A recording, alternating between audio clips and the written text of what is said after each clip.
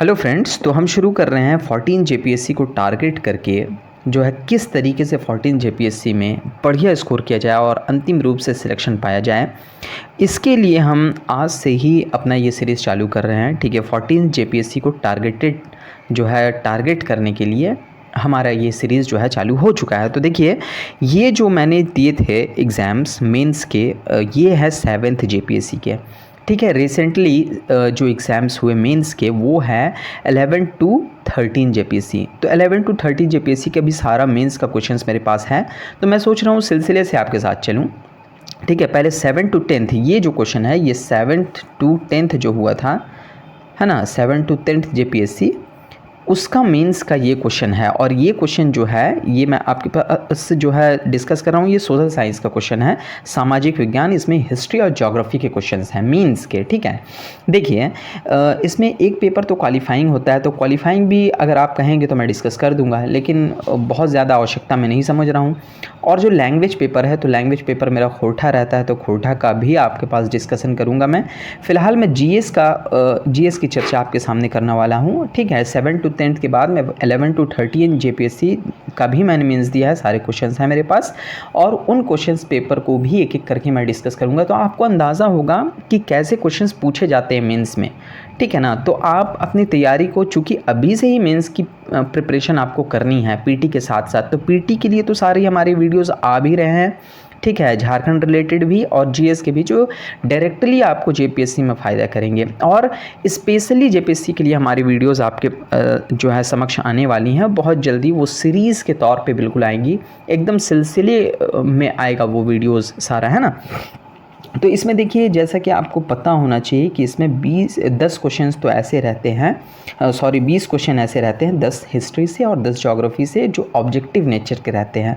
और इसमें एक क्वेश्चन का 2 मार्क्स मिलता है, तो 20 क्वेश्चन के 40 मार्क्स तो आपके हो गए ऑब्जेक्टिव। ठीक है, और फिर सब्जेक्टिव क्वेश्चंस जो रहते हैं वो 4 क्वेश्चन आपको आंसर लिखने पड़ते हैं 4 क्वेश्चंस के, और 40-40 मार्क्स के चारों रहते हैं। तो कुल मिलाकर के कितने हो गए, तो 4 क्वेश्चन जो है वो 40 करके 4 चौके 16, 160, और 20 क्वेश्चन जो कि ऑब्जेक्टिव के रहते हैं, ईच क्वेश्चन कैरीज 2 मार्क्स, तो ऐसे 40 मार्क्स होता है, और टोटल 200 मार्क्स का एक पेपर जेपीएससी में बनता है जीएस का। जो क्वालिफाइंग नेचर का रहता है वो 100 का रहता है, और जो आपका ऑप्शनल पेपर रहता है वो 150 मार्क्स का रहता है, बाकी सब 2 to 100 का रहता है। ठीक है, तो देखिए, ये जो 10 क्वेश्चन पहले हिस्ट्री का ऑब्जेक्टिव रहता है, उसके बाद हिस्ट्री के लॉन्ग क्वेश्चन के आंसर आपको देने पड़ते हैं। तो देखिए, पहला क्वेश्चन है कि मोहनजोदड़ो में पाई गई नृत्य करती हुई लड़की की सुंदर मूर्ति किस धातु की बनी थी। ठीक है, तो कांस्य धातु की बनी थी, है ना। तो ये क्वेश्चंस इस टाइप के रहते हैं, वो आप देख रहे हैं। स्थानीय स्वशासन किसका असाधारण गुण था, तो चोल प्रशासन का था। वो स्थानीय स्वशासन यानी पंचायती राज वगैरह के लिए जानी जाती है चोल प्रशासन। दिल्ली सल्तनत के दौरान सैन्य विभाग को किस नाम से जाना जाता था, दीवाने अर्ज के नाम से जाना जाता था। शेर शाह सूरी का वास्तविक नाम क्या था, ठीक है, फरीद था। दारा शिकोह निम्नलिखित में से किस पुस्तक का लेखक था, तो शायद उपयुक्त सभी है इसका, है ना। भारत की नशीली दवाओं की तस्करी की जांच के लिए राजकीय आयोग किस वर्ष गठित किया गया, 1893 में, है ना। गांधी को उनके प्रथम श्रेणी के डब्बे से बाहर फेंका गया जब वो कहाँ से यात्रा कर रहे थे और किस स्थान जा रहे थे, वो पूछा गया था। ठीक है, दिल्ली चलो का प्रसिद्ध नारा किसने दिया, ये क्वेश्चन था। ठीक है, इसके बाद था 30 नवंबर 1897 को सज़ा की अवधि की समाप्ति के पूर्व बिरसा मुंडा को जेल से क्यों रिहा कर दिया गया था, चूँकि हीरक जयंती मनाई गई थी महारानी विक्टोरिया की, इसीलिए। ठीक है, नेक्स्ट क्वेश्चन, इसमें 10वां क्वेश्चन, लास्ट क्वेश्चन जो था वो भारतीय राष्ट्रीय कांग्रेस का गया अधिवेशन किस वर्ष आयोजित किया गया, जिसमें छोटा नागपुर के 800 आदिवासियों ने हिस्सा लिया था, तो 1922 ईस्वी में। तो आप देख रहे हैं इसमें एंशिएंट के 1-2 क्वेश्चन, मिडेबल के 2-3 क्वेश्चन, और मॉडर्न हिस्ट्री के 2-3 क्वेश्चन थे, और इसमें झारखंड के भी 1-2 क्वेश्चन आ गए। तो 10 क्वेश्चन टोटल ऑब्जेक्टिव हो गए हिस्ट्री के। इसी तरीके से 10 क्वेश्चन ज्योग्राफी के भी रहेंगे, और उसके बाद लॉन्ग क्वेश्चन आपको 2-2 दोनों तरफ से देने पड़ते हैं। तो इसका लॉन्ग क्वेश्चन जो एंशिएंट हिस्ट्री से था, ये था कि सिंधु घाटी सभ्यता के विशेष प्रभावशाली विशेषताओं की चर्चा करें। ठीक है, सिंधु घाटी सभ्यता से पूछा गया। ठीक है, ये 7 to 10th जेपीएससी का मैं आपको बता दूं। इसके बाद शेर शाह सूरी की उपलब्धियों और योगदान का आलोचनात्मक परीक्षण करें। शेर शाह सूरी ने बहुत सारी उपलब्धियां हासिल की और योगदान भी दिया, जैसे जीटी रोड भी शेर शाह सूरी का बनाया हुआ है।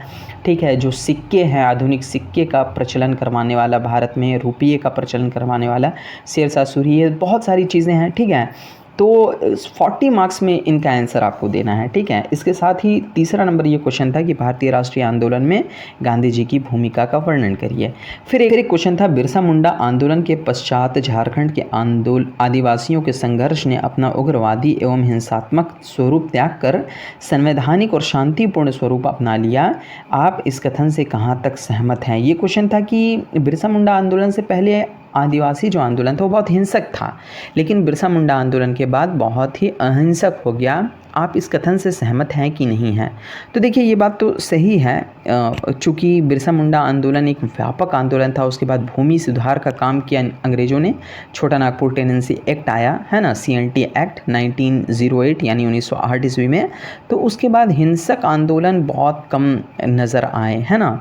तो ये 4 क्वेश्चंस थे। ठीक है, 40 मार्क्स में आपको इनका आंसर देना रहता है। एक क्वेश्चन इसमें एंशिएंट से रहता है, एक मिडेबल से, एक मॉडर्न से और एक झारखंड से। ठीक है, इसके बाद ज्योग्राफी के same to same 20 questions objective रहते हैं इसमें। ठीक है, 10 क्वेश्चन ऑब्जेक्टिव रहते हैं जैसे हिस्ट्री के। तो देख रहे हैं आप यहाँ पे 10 क्वेश्चन क्या है, ऑब्जेक्टिव है। इसके बाद सब्जेक्टिव आता है और सब्जेक्टिव में 40 मार्क्स के आपको आंसर देने पड़ते हैं। इसमें पहला क्वेश्चन था कि उष्णकटिबंधीय चक्रवातों के मौसम का वर्णन कीजिए। ठीक है, ये चक्रवात कहाँ उत्पन्न होते हैं और प्रायः ये किस मार्ग से गुजरते हैं? ठीक है, साइक्लोन्स के बारे में पूछ लिया गया था। ठीक है, दूसरा नंबर क्वेश्चन था इसमें ज्योग्राफी से कि भारत में वार्षिक वर्षा के वितरण एवं इसकी प्राकृतिक वनस्पति के अंतर संबंध का वर्णन कीजिए। यानी जो वर्षा है इसका वितरण भारत में किस किस स्टेट में कैसा है और किस क्षेत्र में कैसा है और इसका वनस्पति से कैसा संबंध है वर्षा का, है ना, इसका वर्णन कीजिए। भारत में लौह एवं इस्पात उद्योग की स्थापना एवं विकास में सहायक कारकों की समीक्षा करिए। यानी भारत में जो लौह और इस्पात उद्योग स्थापित हुए हैं और विकसित हुए हैं उसमें कौन कौन से कारक सहायक थे, है ना, तो उसका आपको समीक्षा करना था। और चौथा नंबर क्वेश्चन था झारखंड में कोयले की उत्पत्ति एवं वितरण की विस्तार से चर्चा करें। जैसा कि आप जानते हैं कि दामोदर घाटी क्षेत्र में कोयला पाया जाता है, अजय घाटी क्षेत्र में कोयला पाया जाता है, नॉर्थ कोयल क्षेत्र में पाया जाता है, बराकर नदी क्षेत्र में पाया जाता है। तो इस तरीके से ये हिस्ट्री ज्योग्राफी का 7 to 10th JPSC का क्वेश्चन था 200 मार्क्स का। ठीक है, जिसमें 20 क्वेश्चन ऑब्जेक्टिव से थे, यानी 40 नंबर, चूँकि एक क्वेश्चन का 2 नंबर और 4 क्वेश्चन आपको लॉन्ग लिखने पड़ते हैं 40 मार्क्स के। तो यहाँ 160 क्वेश्चन, तो 160 40 200 बहुत ही अच्छा तैयारी एक करना पड़ता है इसमें, चूँकि 40 मार्क्स का क्वेश्चन बनाने के लिए थोड़ा सा आपको एफर्ट लगा करके चीज़ों को जो है अंदर तक जा करके गहन अध्ययन करके नोट्स प्रिपेयर करना होता है, तभी आप कम से कम इसमें जो है 700-800 वर्ड्स में आप उस आंसर को लिखें तो बढ़िया रहेगा। ठीक है, JPSC में क्वालिटी के साथ क्वांटिटी का भी डिमांड रहता है। तो एक एक करके हमारे वीडियोस जो है सारे क्वेश्चन का मैं डिस्कस करूंगा। आज हिस्ट्री ज्योग्राफी का कर लिया, कल पॉलिटी पबैड का हो जाएगा, परसों जो है इकोनॉमिक्स का, और उसके बाद में फिर जनरल साइंस का डिस्कस कर दूंगा। आपकी डिमांड रही तो खोटा का भी डिस्कस कर दूंगा। ठीक है, तो इसी तरीके से जो है मेंस का डिस्कस करते जा रहा हूँ, और मेंस के भी हमारे आ रहे हैं। फ़िलहाल तो FRO यानी फॉरेस्ट रेंज ऑफिसर के वीडियोज़ आ रहे हैं हमारे नियमित रूप से, और इसके साथ ही साथ अब 14th JPSC का PT का स्पेशल सीरीज़ चालू होने वाला है। तो आप अगर हमसे नहीं जुड़े हैं तो जुड़ जाइए और हमारे चैनल स्मार्ट संकल्प को सब्सक्राइब करके आप फ्री में अपनी तैयारी को बहुत अच्छे से जो है धार दे सकते हैं। चूँकि मेरा एक्सपीरियंस भी है, 2 बार मैंने PT क्वालिफाई किया है और 2 बार मैंने मेंस लिखा है, और रिसेंटली 11 to 13 JPSC में मेरे बहुत अच्छे मार्क्स भी थे। लगभग 146 क्वेश्चन मेरे सही थे और 123 कट ऑफ था। ठीक है ना, तो मुझे इस चीज़ का तो एक्सपीरियंस है कि PT में कैसे अच्छे मार्क्स गेन किए जा सकते हैं। तो ठीक है, तो हम रेगुलर आपसे मिलते रहेंगे। आज के लिए इतना ही। Thank you. Please subscribe, please share, and please like.